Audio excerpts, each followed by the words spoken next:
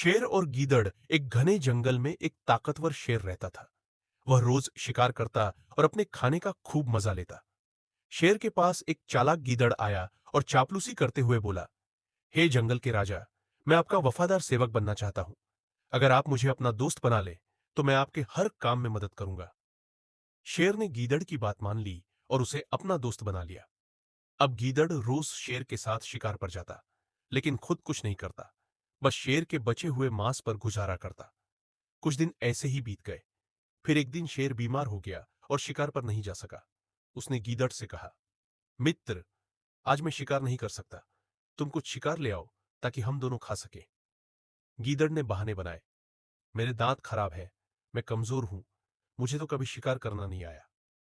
शेर को समझ आ गया कि गीदड़ सिर्फ अच्छे समय का साथी है, मुश्किल समय में नहीं।